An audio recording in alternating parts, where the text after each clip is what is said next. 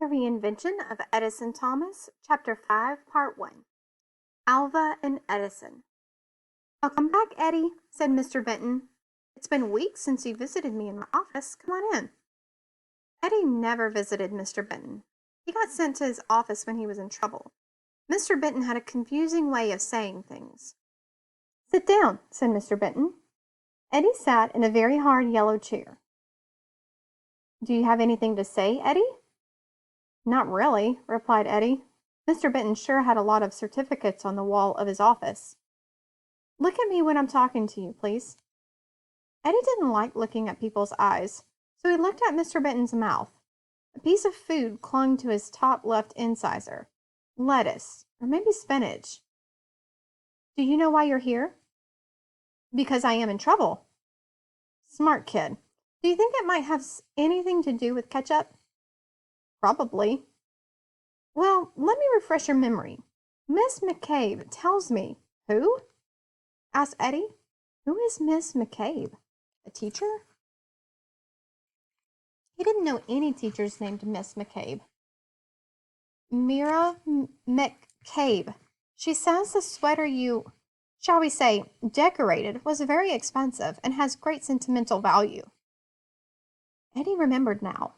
Mira had red hair, which was actually an orange color compared with the ketchup on her sleeve. No, not really orange, more like the color of freshly polished copper. What do you intend to do about it? Asked Mr. Benton. Club soda will remove many stains. It is mildly acidic, and the dissolved mineral salts will... Thank you for the science lesson. You are welcome, replied Eddie. Mr. Benton let out a sigh. Well, just let the dry cleaners take care of the stain, won't we? Is there anything else you can do? Apologize? That was always a good answer to try while sitting in the principal's office. I think you can do better than that, said Mr. Benton, through clenched teeth. Apologize profusely? Suggested Eddie. Here's a hint. I think it would be appropriate for you to pay the dry cleaning bill. Mr. Benton's hands were now clenched into fists, which probably meant that he was angry or maybe frustrated. Eddie decided not to say much more, since Mr. Benton seemed to be getting mad at him no matter what he said. Very well. And detention is also warranted. Understood. I trust you will be able to control yourself in the lunchroom in the future. I will try. Good, said Mr. Benton. Now get back to class. Stop by Miss Yamanda's desk on your way out so you can schedule your detention. I will. It's always a pleasure to see you, Eddie. Let's not do it again real soon. Fact number 32 from the Random Access Memory of Edison Thomas. Tooth enamel is the hardest substance in the human body. Eddie's head felt scattered and noisy. On his way back to class from Mr. Benton's office, he took a detour past the gym. He peeked into Coach Fang's office. Coach Fang looked up from his paperwork. Need some tramp time? He asked. Eddie nodded silently. Coach Fang got up and unlocked the storage room adjacent to his office. Knock yourself out, he said. I will be careful not to knock myself out, replied Eddie, as he walked into the storage room. There, and among the basketballs, orange plastic cones, and tennis rackets, was a trampoline, 1 meter in diameter. Eddie stepped on it and began jumping, vigorously at first. He pounded his feet into the fabric with every jump. After a while, he settled into a rhythm. A feeling of calm spread up his legs, through his torso, and eventually to his head. He continued jumping rhythmically, the springs of the trampoline squeaking in time with every jump. Coach Fang popped his head into the storage room to remind Eddie to get back to class. Reluctantly, Eddie stopped jumping and stepped off the trampoline. He knew he needed to go, but he couldn't wait for the afternoon to be over so he could go down to his basement and take apart a VCR. Fact number 211,646 from the Random Access Memory of Edison Thomas. The first modern trampoline was made in 1934 by Larry Griswold and George Neeson, who named it after the Spanish word for diving board, trampoline. Over the next few days, thoughts of the traffic situation at the corner of Delaware and Hatteras took up more and more of Eddie's thinking time. Every day he counted at least 10 cars that failed to come to a complete stop at the stop sign. There were usually more offenders in the morning than in the afternoon. Another thing he noticed was that the drivers who ran the stop sign tended to be talking on cell phones. No matter how hard he tried to concentrate on something else, the intersection was always in his brain. Fact number .08 from the Random Access Memory of Edison Thomas. Drivers talking on cell phones have worse reflexes than people who are legally drunk. Over the next few nights, Eddie's subconsciousness took over and the nightmares continued. In fact, they were getting worse. They still had the same theme: pedestrians struck by cars and trucks.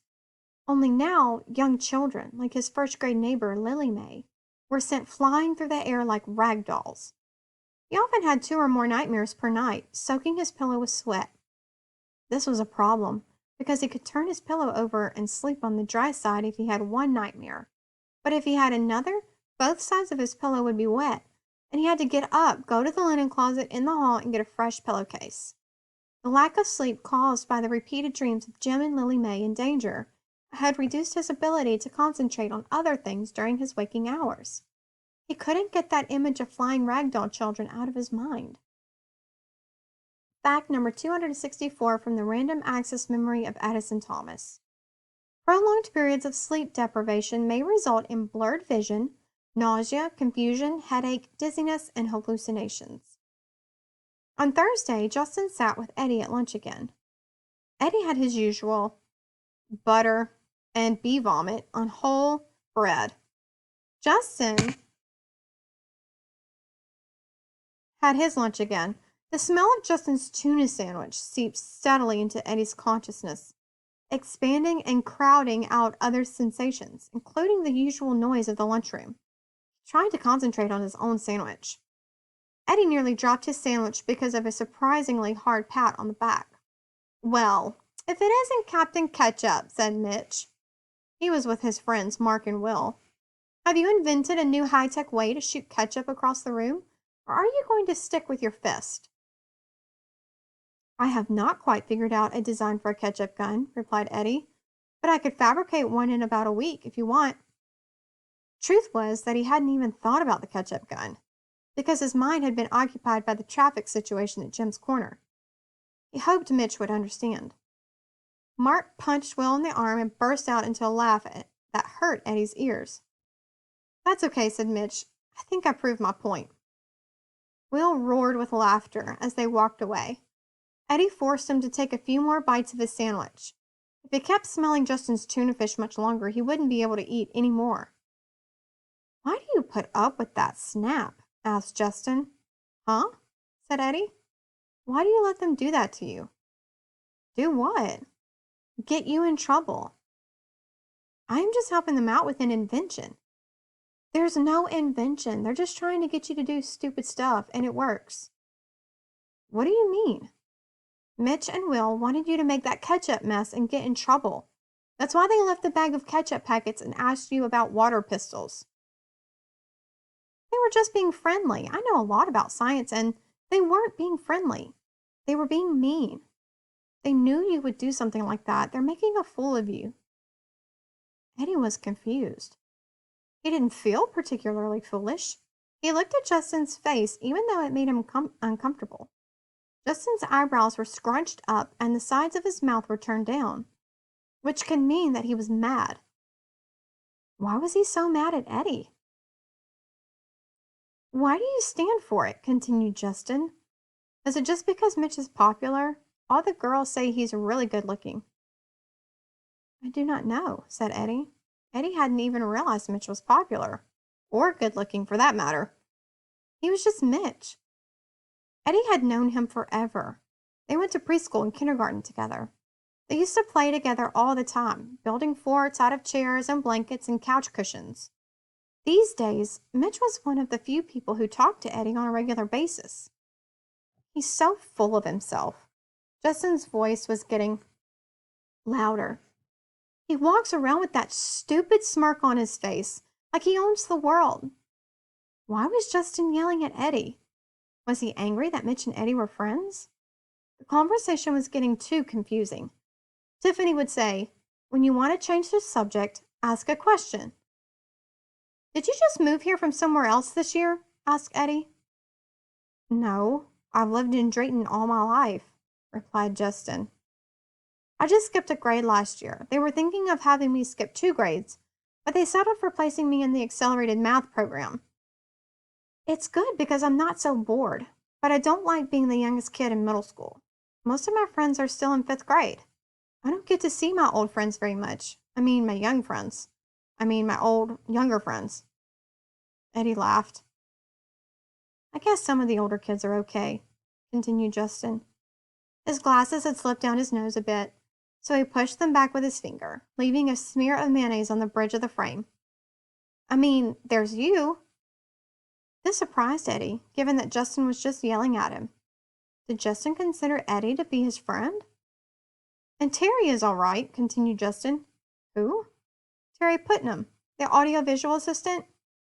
Oh, yes, Eddie remembered the blue hair from the science fair. Terry's hair reminded Eddie of lapis lazuli. Technically, lapis lazuli is a rock, not a mineral, since it is made up of a mixture of minerals. Eddie jumped with a start as a piece of paper flapped in front of his face. Here, said Mira. Mr. Benton says you're supposed to pay this. Eddie took the paper out of Mira's hands and looked at it. It was a receipt from Drytown Cleaners. I do not have the money here with me today. Can I give it to you tomorrow? Okay, said Mira as she turned and walked away, her copper-colored curls bouncing with every step. Fact number 475 from the Random Access Memory of Edison Thomas. Lapis lazuli was often ground up and used as a blue pigment by Renaissance painters, including Leonardo da Vinci. In social studies class, Eddie decided to draw a preliminary graph of his data on the traffic activity at Jim's Corner. He planned to produce a computer-generated version. Bar graph was probably best. He would use a solid bar to represent the cars that entered the intersection, and a hatched bar to represent cars that failed to stop at the stop sign.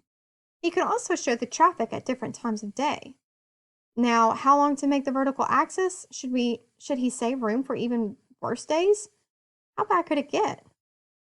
A poke on his left shoulder blade, or scapula, interrupted Eddie's graph making. He swung around to see who was poking him. Kip Cleghorn pointed the eraser end of his pencil toward the front of the room. Eddie looked where Kip's pencil eraser had pointed. Mr. Adler stood with his arms crossed in front of him, tapping his right foot on the floor. Well, Mr. Thomas, do you have an answer for us? Could you repeat the question, please? Asked Eddie. That was a standard phrase in Eddie's arsenal. We were talking about Common Sense by Thomas Paine. Eddie cleared his throat. A long habit of not thinking a thing wrong gives it a superficial appearance of being right, and raises at first a formidable outcry in defense of custom. Mr. Adler consulted a book on his desk as the hiss of whispering rose in the classroom. Why, yes, he said, that's an exact quote from Common Sense. Excellent job, Eddie. Now if you could just tell the class what that means. Eddie had no idea what it meant. He looked around the classroom at all the faces staring at him. He could feel his pulse rate increasing as he searched his brain for an answer. Started Eddie. A long habit of not thinking. He knew the quotation. That was all. It was taking too long to answer the question. People were starting to whisper again. He could hear his own heart beating.